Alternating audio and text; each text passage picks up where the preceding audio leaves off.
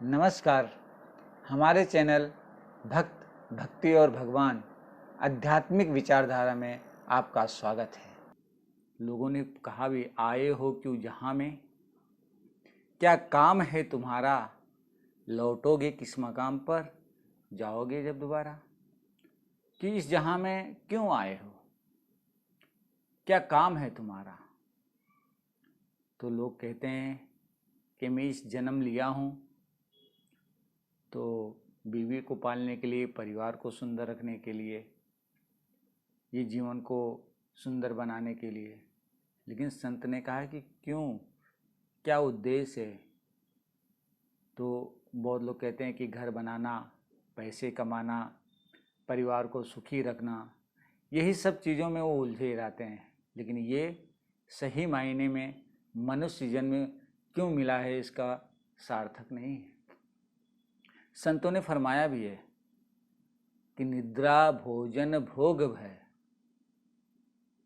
ये मनुष्य पशु समान, ज्ञान अधिक एक नर में, ज्ञान बिना पशु जान।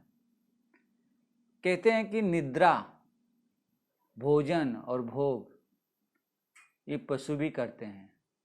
हम भी खाना खाते हैं, पशु पक्षी भी खाना खाते हैं। हम भी सोते हैं, पशु पक्षी भी सोते हैं। हम भी भोग विलास करते हैं, पशु पक्षी भी करते हैं। इंसान भी सुंदर घर बनाता है, उसका अभिमान होता है कि मैंने बहुत सुंदर घर बनाया। लेकिन एक चिड़िया होती है, वो भी बहुत सुंदर घर बनाती है, घोंसला बनाती है अपना। एक एक तिनका बटोर के उसने अपने घोंसले को इतना सुंदर तरीके से रचना करती है कि उसका कोई जवाब ही नहीं। आंधी तूफान कुछ भी आता है, लेकिन वो घोंसला टूटता नहीं है। इसलिए कहते हैं कि इतना बड़ा काम आपने कौन सा किया है। तो इसी के लिए संतों ने बार बार हमें याद दिलाते हैं कि निद्रा, भोजन, भोग और भय, ये नर पशु समान, कि ये जितनी भी चीज़ें हैं ये पशु के समान है। पशु पक्षी जानवर भी यही काम करते हैं, इंसान भी यही काम करता है। फर्क कहाँ है? कभी आपने सोचा है कि इंसान और पशु जानवर में फर्क कहाँ है? फर्क संतों ने बताया है कि ज्ञान अधिक एक नर में। कहते हैं कि इंसान के अंदर ज्ञान, विवेक, बुद्धि, ये जो परमात्मा ने दिया हुआ है, ये एक अमौलिक देन है। इसीलिए संतों ने कहा कि ज्ञान अधिक एक नर में, ज्ञान बिना पशु जान। अगर वो ज्ञान इंसान के अंदर नहीं है ना, तो वो पशु के समान है। इसी के लिए देवी देवता भी तरसते हैं कि कम से कम एक बार मुझे मनुष्य जन्म मिले, क्योंकि इस मनुष्य जन्म में आकर ज्ञान के द्वारा हम परमात्मा को जान सकते हैं, परमात्मा की भक्ति कर सकते हैं, परमात्मा का पूजा अर्चना सब कुछ कर सकते हैं। इसलिए कहते हैं कि देवी देवता भी तरसते हैं कि कम से कम एक बार तो मनुष्य जन्म मिले, क्योंकि पिछले वीडियो में हमने बताया भी था आपको। तो आज कहते हैं संतों ने याद दिलाया कि ज्ञान अधिक एक नर में, ज्ञान बहुत जरूरी है। वो ज्ञान हमें मिल सकता है केवल इंसान के चोले में। आज वो इंसान का चोला हमको मिला हुआ है, इसलिए कहते हैं कि इंसान का चोला मिला है तो कम से कम ज्ञान के द्वारा परमात्मा की प्राप्ति कर लो। अब ये ज्ञान मिलेगा कहाँ, ये भी तो हमें जानना है। अगर ज्ञान मिलने का जगह हमें पता हो तो हम ज्ञान लेंगे।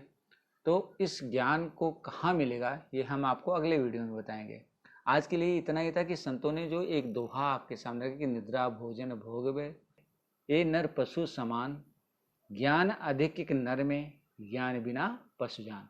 खाली यही याद दिलाने का प्रयास कर रहा हूँ कि ज्ञान के बिना इंसान पशु के समान है। तो आओ हम उस ज्ञान की प्राप्ति करें, लेकिन वो ज्ञान हमें मिलेगा कहाँ, ये हम आपको अगले वीडियो में बताएंगे। तो इस वीडियो में हम यहीं पे आपसे विदा लेते हैं।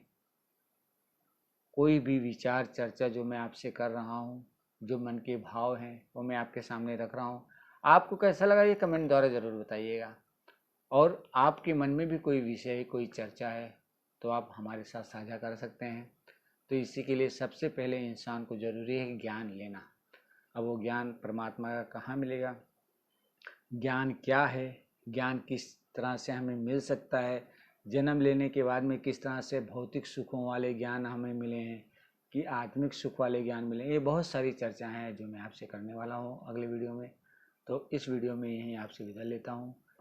मैं संतोष श्रीवास्तव इस भक्ति विचारधारा में आपसे हमेशा मिलता रहूँगा और हमें सुनने के लिए बहुत बहुत धन्यवाद।